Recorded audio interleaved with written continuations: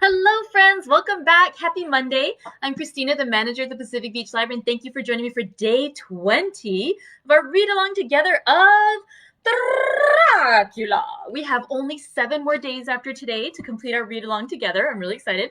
And what that means for us is that we're now in the home stretch of this book. Things are wrapping up, coming together, and it also means that it's time to start thinking ahead to what we'd like to read next. So after today's reading finishes, I'll go ahead and open up a new thread. I'll do a post and invite you guys to nominate books that you'd like to read. For those of you who haven't been in the group for a while, here's the process for what we usually do. Just go ahead and nominate a title that you would like us to read aloud together. I do ask that it be an older title in the public domain. So I think that means usually published in like 1925 or 23, 1920 something or earlier. Basically, we want it to not be protected by copyrights. That way I won't have to pay anything to the publishers for permission to be allowed to read these books with you. You can also find the titles that are out of copyright that are in the public domain on Project Gutenberg. And I can post that link too if you guys are interested. And so, yeah, please just go ahead and nominate titles that you'd like to read. Do each title in a separate comment, and that way, as other readers in our group want to vote for those books, they can go ahead and just like that particular title, and that'll be our votes. And then next Monday, I'll go ahead and pick out the top couple, and we'll do a little drawing and see what book we'll read next, starting in November. So thank you very much, and look forward to reading with you guys today, and we'll see what we read next time as well. I'm excited. Let's start out with tea. Last week I went to the Shakespeare's Corner tea shop and I picked up some new teas. And the tea I thought we'd try today is their Black Forest Gâteau. And this one, it says the ingredients are black tea, citrus peel, cherry, chocolate, and safflower, And it says it's a great chocolate flavor with cherry and cream notes. And I'm going to share a really weird sense memory as I opened up the bag today, just a little bit ago, to put the tea into my teapot. Oh, it smells so good. It reminded me of, and I always forget the name of what those are. It reminded me of like a chocolate that has that kind of, I guess it would be cherry, but I always just thought it was like that dark reddish purple jelly in the center. Like it's kind of a hard jelly. It's specifically the kind that when I was a little girl and I'd get it either at a Valentine's Heart or like a C's assortment, it was the one I was like, I don't like those. It's too strong. And then as I got bigger, it's like, oh my God, those are great. I love those. So there you go. It reminds me of the smell of like a chocolate with like that fruity jelly in the middle. So good. Okay, so I haven't tried this tea yet. I've been letting it steep for a little while. I think it's had about 5 minutes of steeping, so I go ahead and take the tea out. Let me go remove those leaves. It has really pretty color too, because I could see it when I was steeping it. Like there's some green in there. I wondered if it was mint. I have no idea. Maybe it's safflower. Yeah, thank you, Helen. I'm excited about this tea. Let's see how it is. So this is the Black Forest Gâteau. Let's pour it out. I'm thinking, I didn't bring any cream today, but I think this would be really nice with the cream also. But that might just be because I'm thinking of chocolate. Oh, actually it reminds me too of the chocolate mint that I had a while back. It was actually from one of my neighbors in my tea group had given me these like just dried chocolate mint leaves that another member of our tea group's mother had done. So good. But yeah, it just has this wonderful chocolatey smell.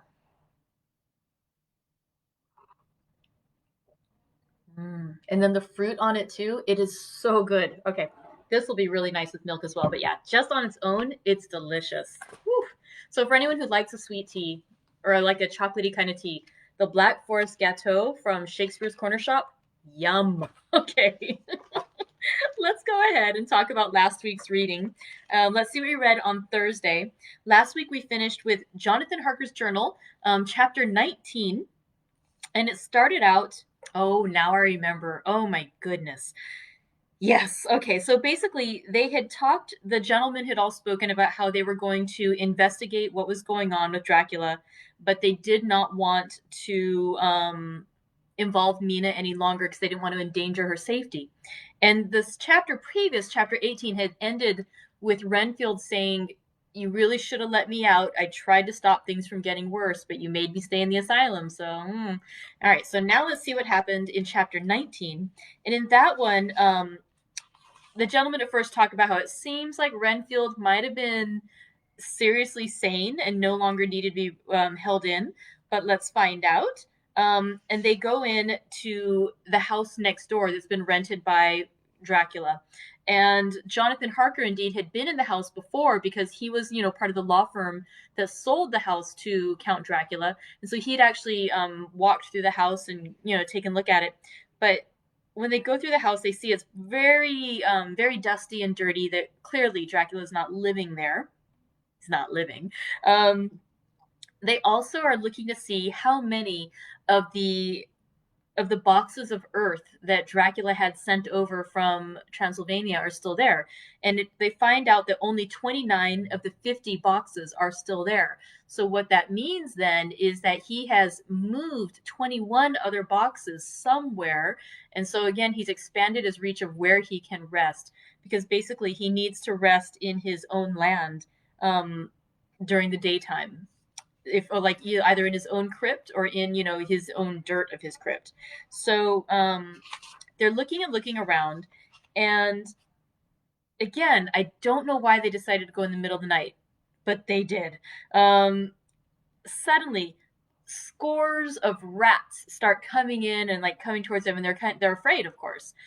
But Lord Godalming had planned ahead because he was worried about something like that, and he blows a dog whistle, and that calls out the little hounds from next door, I guess. They had brought over some hounds, and the dogs scare away the rats. And so the men are able to continue their search of the chapel. And when Jonathan Harker gets back to his room, he finds his wife Mina sound asleep. She looks pale, but he doesn't think anything of it. I don't know why. And in fact, the next morning when she sleeps in quite late, he's also not appalled by it. Although I hope that all of us as readers were incredibly worried and distraught and just like wondering, oh no, what's happening to Mina and why aren't they bothering to notice? Okay. Dr. Seward continues with his journal, and he notes how Dr. Van Helsing had wanted to meet with Renfield. Thank you. Renfield was not very much interested in speaking with him. Then we switch over to Mina Harker's journal. This is where it gets especially interesting too. In Mina Harker's journal, she talks about how strange it is that after being so involved in the investigation and putting together the different accounts, that she's now being left out of it. And also that Jonathan, her new husband, the two of them have been so close for so long, sharing all their thoughts and confidences with each other. It's odd to her that now she can see him biting his tongue and not wanting to talk with her about what's going on in the search for Dracula. And even though she knows that it's for the good, that they're trying to protect her, it's hard for her to adjust to this change. And so she writes too about how she's so emotional and she just keeps crying, and it's just, she doesn't know why she's so emotionally distraught.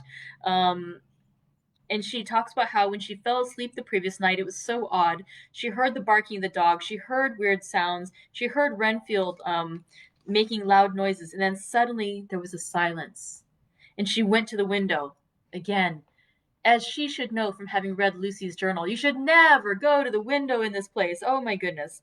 There's also a mysterious mist coming in. And again, we know from what happened on the ship when Dracula came in that he has an ability to control the mist as well. And so she even believes that she sees a red light, like the red eyes gleaming that Lucy Westenra had noted in the graveyard, that she had seen the sun setting looking like these red eyes, and she thought she saw the same eyes. But how could it be such a thing? How could it be? So she has a hard time falling asleep. She's sort of drifting in and out. And again, we can presume that Dracula is attacking her at that point. Eventually, she is able to sleep, but she doesn't feel very rested. She feels, uncomfortable. And she indeed asks that evening, the following evening, because she's had a hard time resting and she's been so emotional and crying and she doesn't want to be like this, she decides she needs a good night's sleep. She really does. And she said this time, she asked Dr. Seward before she goes to bed for a little opiate, and he very kindly makes one up for her. And then what she says, though, is she's just about to fall asleep as she's finishing up this journal entry is, I hope I have not done wrong, for as sleep begins to flirt with me, a new fear comes that I may have been foolish in thus depriving myself of the power of waking. And she's so right, because we're going to find out what happens next with her. Let's continue with chapter 22 of Dracula. Jonathan Harker's journal. 1 October, evening. I found Thomas Snelling in his house at Bethnal Green, but unhappily he was not in a condition to remember anything. The very prospect of beer, which my expected coming had opened to him, had proved too much, and he had begun too early on his expected debauch. I learned, however, from his wife, who seemed a decent poor soul, that he was only the assistant to Smollett, who of the two mates was the responsible person. So off I drove to Walworth, and found Mr. Joseph Smollett at home and in his shirt sleeves, taking a late tea out of a saucer.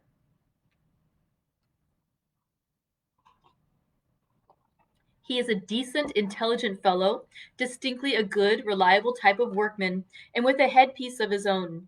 He remembered all about the incident of the boxes, and from a wonderful dog's-eared notebook, which he produced from some mysterious receptacle about the seat of his trousers, and which had hieroglyphical entries in thick, half-obliterated pencil, he gave me the destinations of the boxes. There were, he said, 6 in the cartload which he took from Carfax and left at 197 Chicksand Street, Mile End, Newtown, and another 6 which he deposited at Jamaica Lane, Bermondsey. If then the Count meant to scatter these ghastly refuges of his over London, these places were chosen as the first of delivery, so that later he might distribute more fully. The systematic manner in which this was done made me think that he could not mean to confine himself to 2 sides of London. He was now fixed on the far east of the northern shore, on the east of the southern shore, and on the south. The north and west were surely never meant to be left out of his diabolical scheme, let alone the city itself, and the very heart of fashionable London in the southwest and west. I went back to Smollett, and asked him if he could tell us if any other boxes had been taken from Carfax.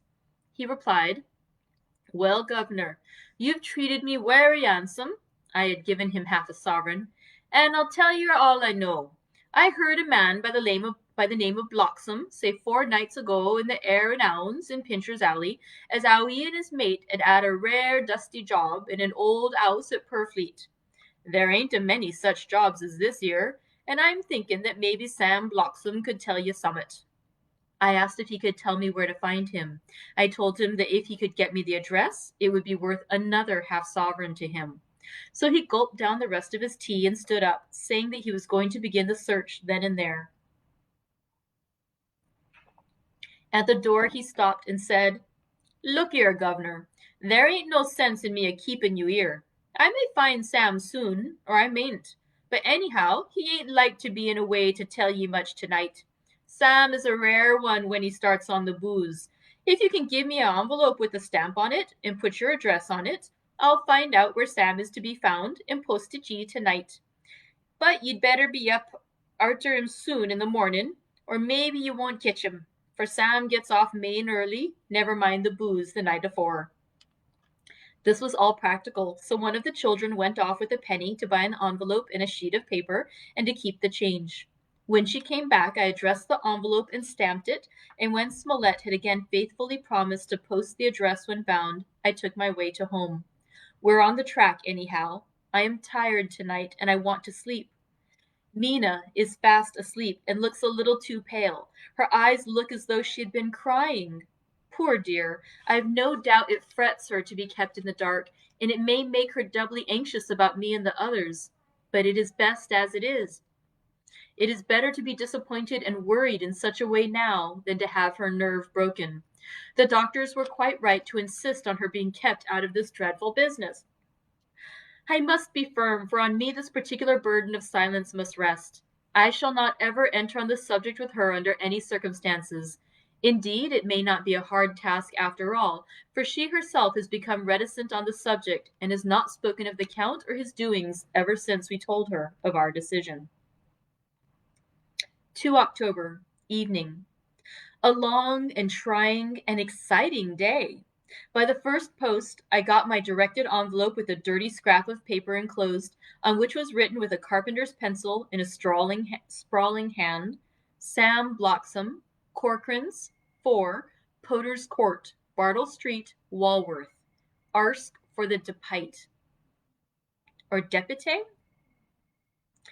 I got the letter in bed and rose without waking Nina. She looked heavy and sleepy and pale and far from well. I determined not to wake her, but that, when I should return from this new search, I would arrange for her going back to Exeter. I think she would be happier in our own home, with her daily tasks to interest her, than in being here amongst us and in ignorance.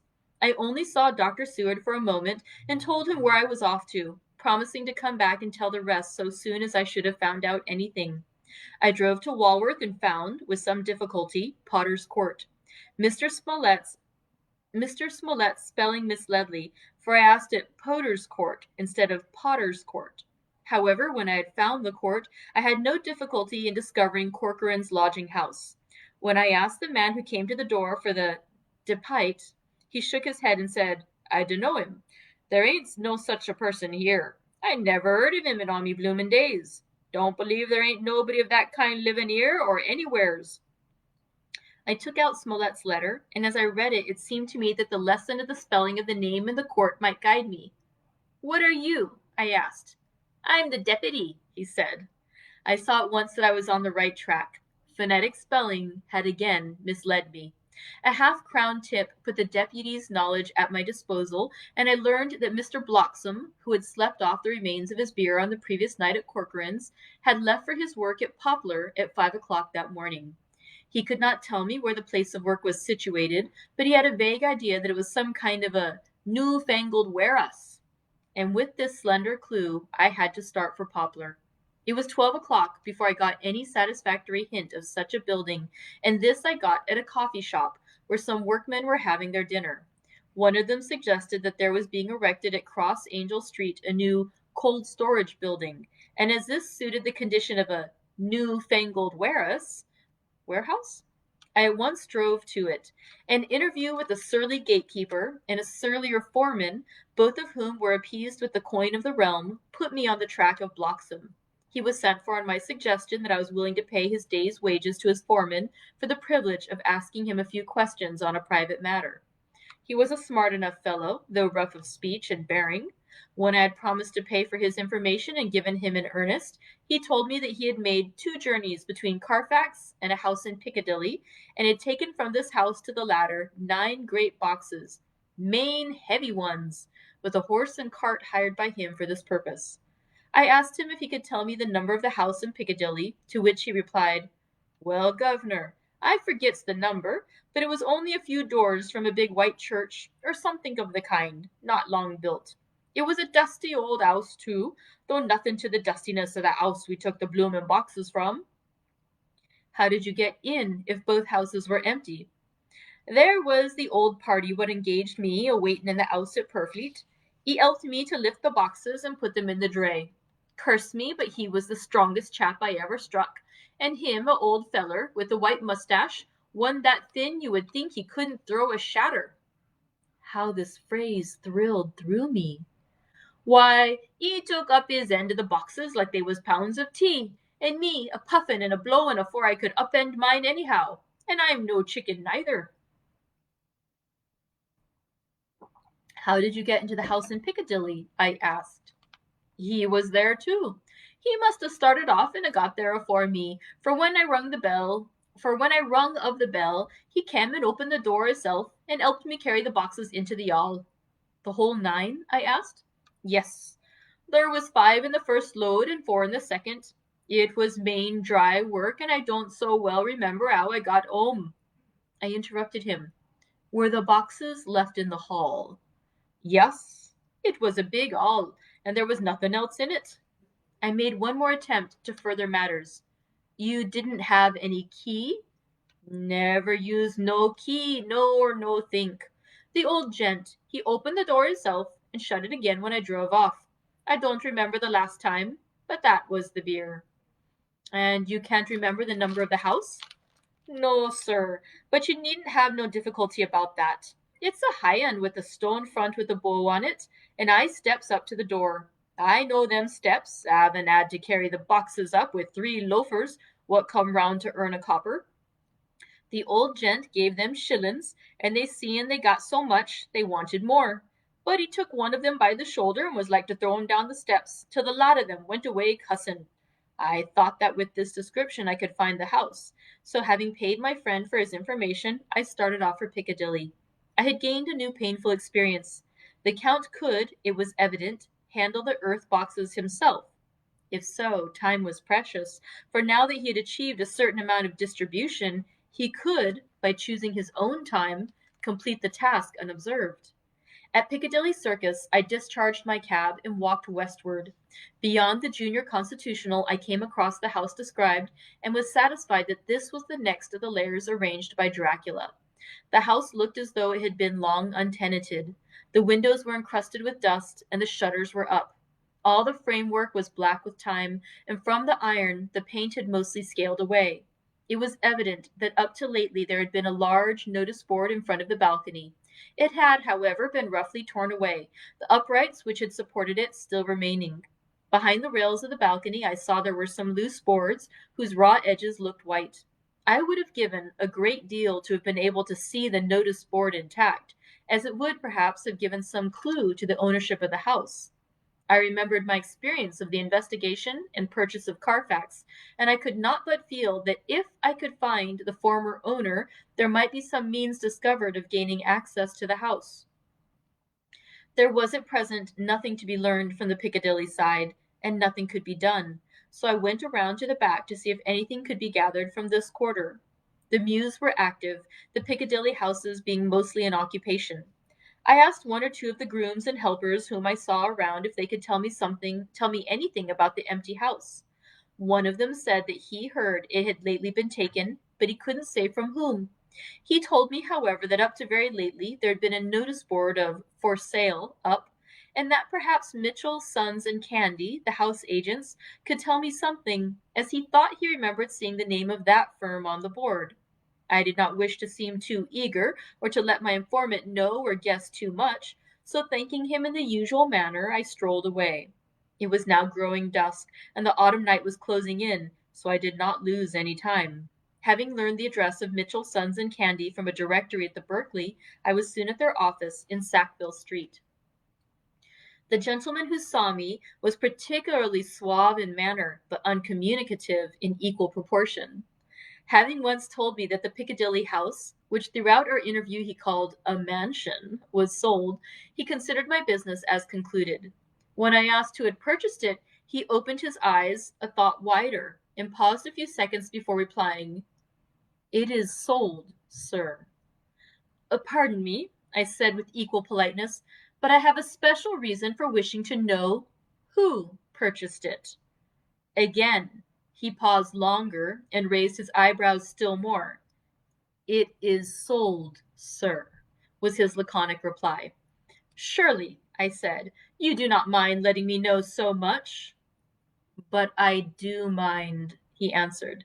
"The affairs of their clients are absolutely safe in the hands of Mitchell, Sons, and Candy." This was manifestly a prig of the first water, and there was no use arguing with him. I thought I had best meet him on his own ground, so I said, "Your clients, sir, are happy in having so resolute a guardian of their confidence. I am myself a professional man." Here I handed him a card. "In this instance I am not prompted by curiosity. I act on the part of Lord Godalming, who wishes to know something of the property which was, he understood, lately for sale." These words put a different complexion on affairs.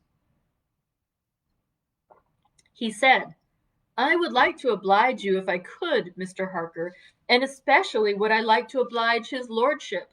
We once carried out a small matter of renting some chambers for him when he was the Honourable Arthur Holmwood. If you will let me have his lordship's address, I will consult the house on the subject, and will, in any case, communicate with his lordship by tonight's post. It will be a pleasure if we can so far deviate from our rules as to give the required information to his lordship." I wanted to secure a friend and not to make an enemy, so I thanked him, gave the address at Dr. Seward's, and came away. It was now dark, and I was tired and hungry. I got a cup of tea at the Aerated Bread Company and came down to Purfleet by the next train. I found all the others at home. Mina was looking tired and pale, but she made a gallant effort to be bright and cheerful. It wrung my heart to think that I had had to keep anything from her and so caused her inquietude. Thank God, this will be the last night of her looking on at our conferences and feeling the sting of our not showing our confidence. It took all my courage to hold on to the wise resolution of keeping her out of our grim task. She seems somehow more reconciled, or else the very subject seems to have become repugnant to her, for when any accidental allusion is made, she actually shudders. I am glad we made our resolution in time, as with such a feeling as this, our growing knowledge would be torture to her. I could not tell the others of the day's discovery till we were alone. So after dinner, followed by a little music to save appearances, even amongst ourselves, I took Mina to her room and left her to go to bed. The dear girl was more affectionate with me than ever, and clung to me as though she would detain me, but there was much to be talked of, and I came away. Thank God, the ceasing of telling things has made no difference between us. When I came down again, I found the others all gathered round the fire in the study. In the train, I had written my diary so far, and simply read it off to them as the best means of letting them get abreast of my own information. When I had finished, Van Helsing said, "This has been a great day's work, friend Jonathan. Doubtless we are on the track of the missing boxes. If we find them all in that house, then our work is near the end. But if there be some missing, we must search until we find them. Then shall we make our final coup and hunt the wretch to his real death." We all sat silent a while, and all at once Mr. Morris spoke. "Say, how are we going to get into that house?" "We got into the other," answered Lord Godalming quickly. "But, Art, this is different. We broke house at Carfax, but we had night and a walled park to protect us. It will be a mighty different thing to commit burglary in Piccadilly, either by day or night. I confess I don't see how we are going to get in unless that agency duck can find us a key of some sort." Lord Godalming's brows contracted, and he stood up and walked about the room. By and by he stopped and said, turning from one to another of us, "Quincy's head is level. This burglary business is getting serious.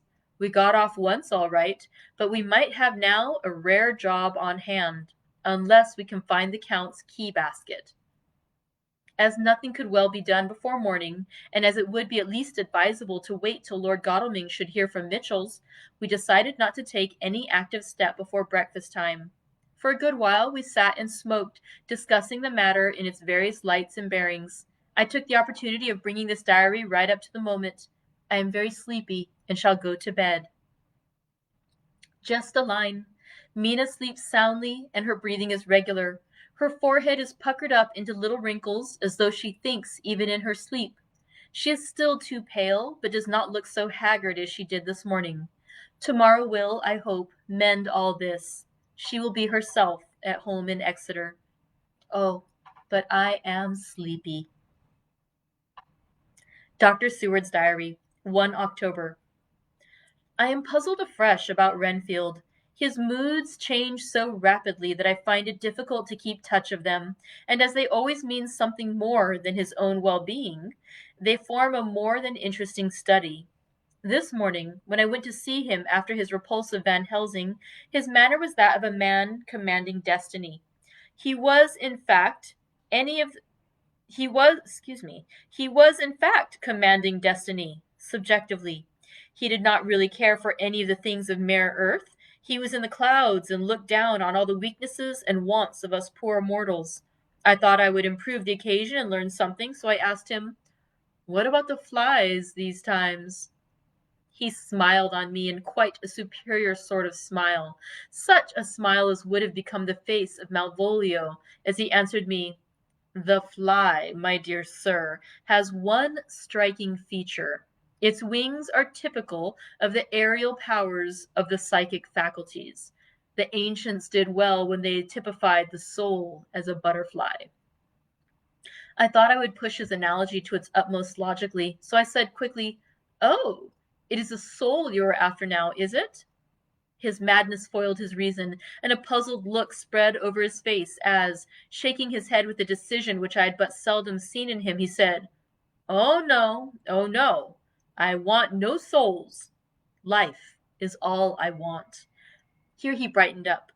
I am pretty indifferent about it at present. Life is all right. I have all I want. You must get a new patient, doctor, if you wish to study zoophagy. This puzzled me a little, so I drew him on. Then you command life. You are a god, I suppose? He smiled with an ineffably benign superiority. Oh, no. Far be it from me to arrogate to myself the attributes of the deity. I am not even concerned in his especially spiritual doings. If I may state my intellectual position, I am, so far as concerns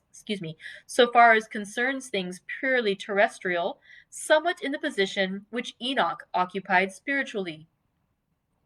This was a poser to me. I could not at the moment recall Enoch's appositeness, so I had to ask a simple question, though I felt that by so doing I was lowering myself in the eyes of the lunatic. And why with Enoch? Because he walked with God. I could not see the analogy, but did not like to admit it, so I harked back to what he had denied. So you don't care about life, and you don't want souls. Why not? I put my question quickly and somewhat sternly, on purpose to disconcert him. The effort succeeded. For an instant he unconsciously relapsed into his old servile manner, bent low before me, and actually fawned upon me as he replied, I don't want any souls, indeed, I don't. I couldn't use them if I had them. They would be no manner of use to me. I couldn't eat them, or... He suddenly stopped, and the old cunning look spread over his face like a wind sweep on the surface of the water.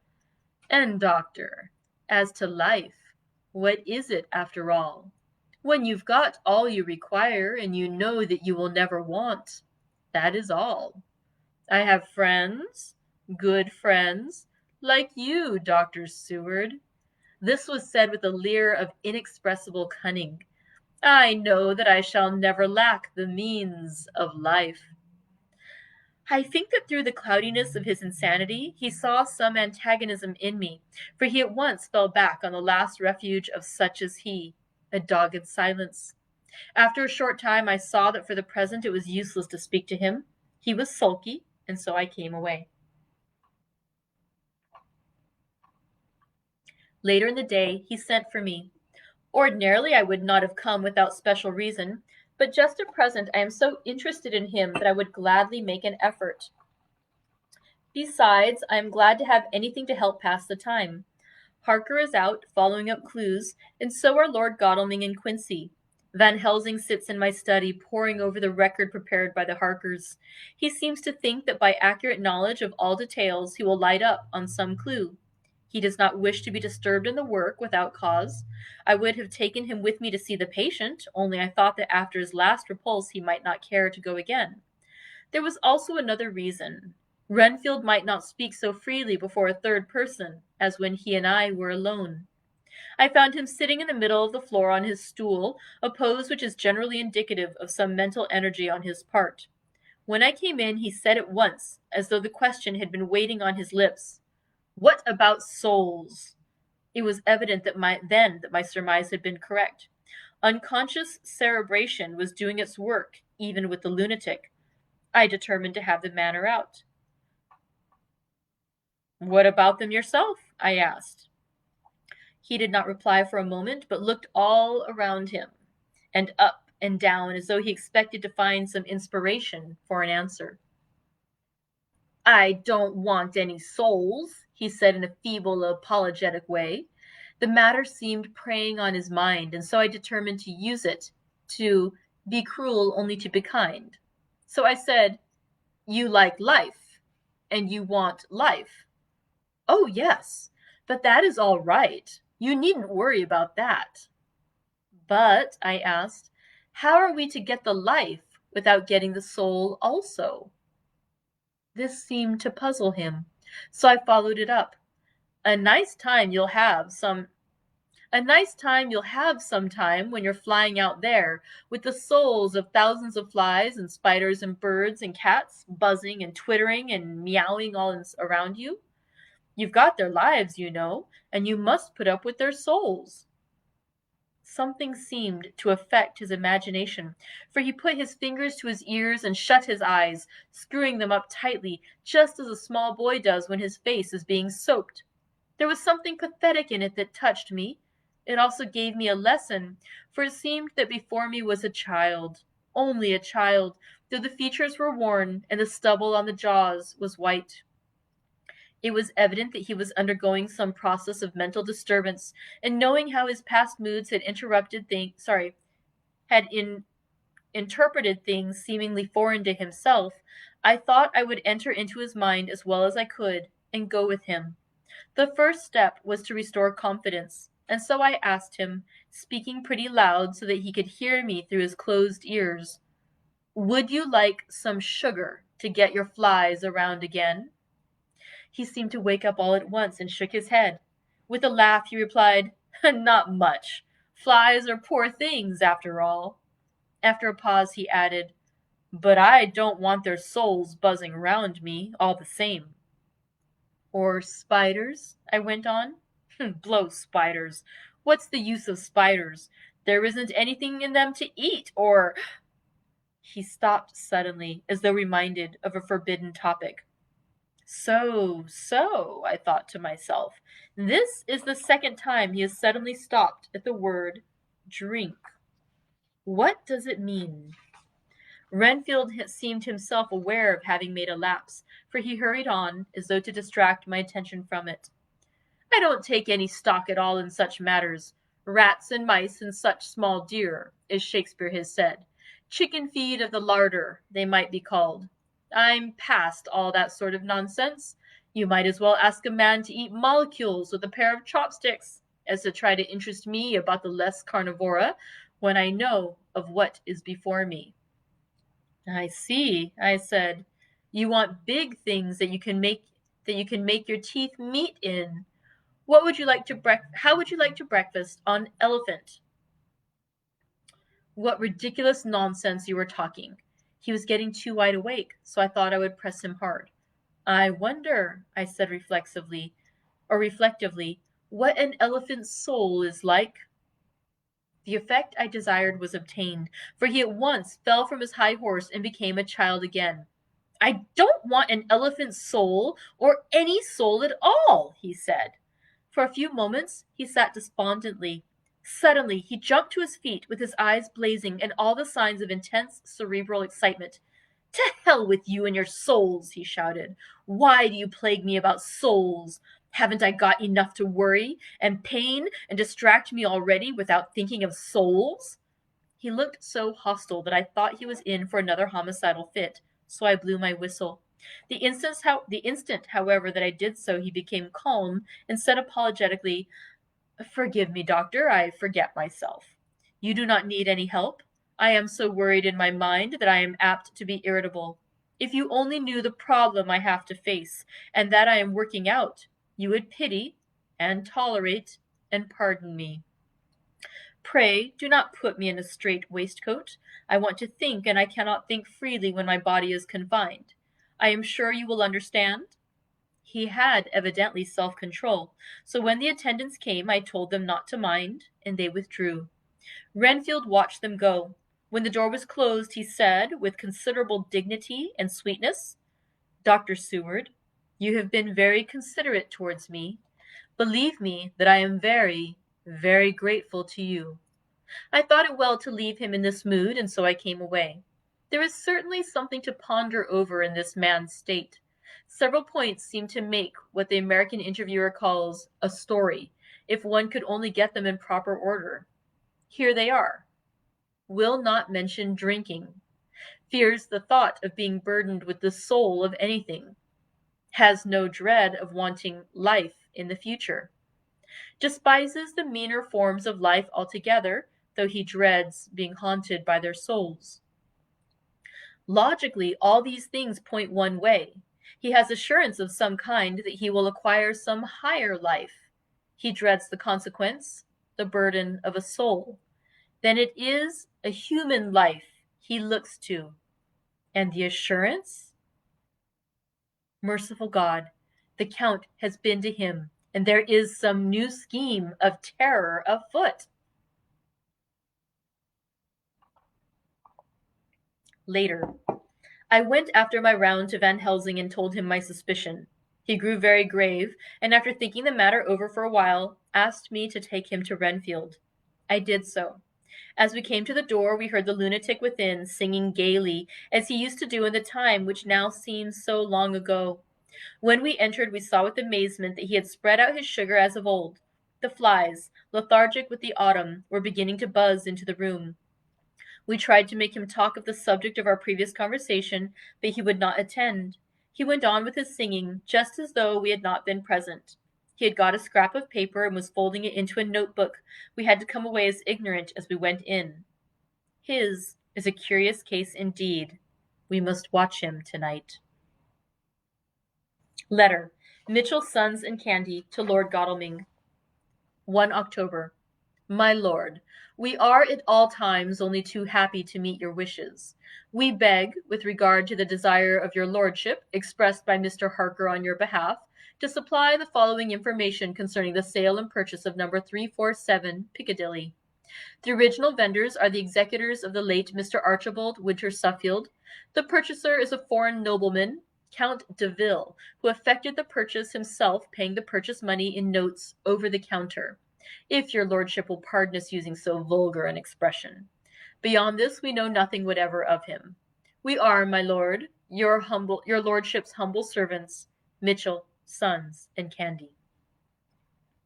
Dr. Seward's Diary, 2 October.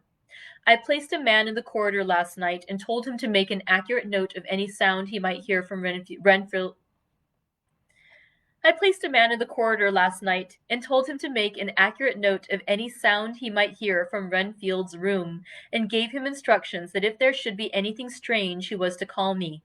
After dinner, when we had all gathered round the fire in the study, Mrs. Harker having gone to bed, we discussed the attempts and discoveries of the day. Harker was the only one who had any result, and we are in great hopes that his clue may be an important one. Before going to bed, I went round to the patient's room and looked in through the observation trap. He was sleeping soundly. His heart rose and fell with regular respiration. This morning, the man on duty reported to me that a little after midnight he was restless and kept saying his prayers somewhat loudly. I asked him if that was all. He replied that it was all he heard. There was something about his manner so suspicious that I asked him point blank if he had been asleep. He denied sleep, but admitted to having dozed for a while. It is too bad that men cannot be trusted unless they are watched. Today, Harker is out following up his clue, and Art and Quincy are looking after horses. Godalming thinks that it will be well to have horses always in readiness, for when we get the information which we seek, there will be no time to lose. We must sterilize all the imported earth between sunrise and sunset. We shall thus catch the Count at his weakest, and without a refuge to fly to. Van Helsing is off to the British Museum, looking up some authorities on ancient medicine.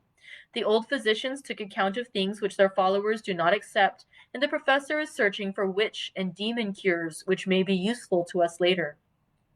I sometimes think we must be all mad, and that we shall wake to sanity in strait waistcoats. Later. We have met again. We seem at last to be on the track, and our work of tomorrow may be the beginning of the end. I wonder if Renfield's quiet has anything to do with this. His moods have so followed the doings of the Count that the coming destruction of the monster may be carried to him some subtle way. If we could only get some hint as to what passed in his mind between the time of my argument with him today and his resumption of fly-catching, it might afford us a valuable clue. He is now seemingly quiet for a spell. Is he? That wild yell seemed to come from his room. The attendant came bursting into my room and told me that Renfield had somehow met with some accident. He had heard him yell, and when he went to him, found him lying on his face on the floor, all covered with blood. I must go at once. ... And that concludes chapter 20 of Dracula. Ooh.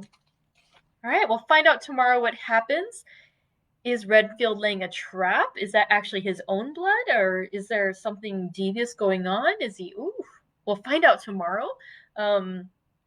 In the meantime, if you would like to go ahead and vote on what book you would like to read next, I'll go ahead and start that thread in just a few minutes. Please go ahead and vote anytime this week. Next Monday is when we'll do the drawing and we'll select our next book that we'll read together in our group. So thank you very much. I hope you're having a wonderful, wonderful day. And of course, drinking some wonderful tea and having a great time. I'll see you next time, friends. Take care. Bye-bye.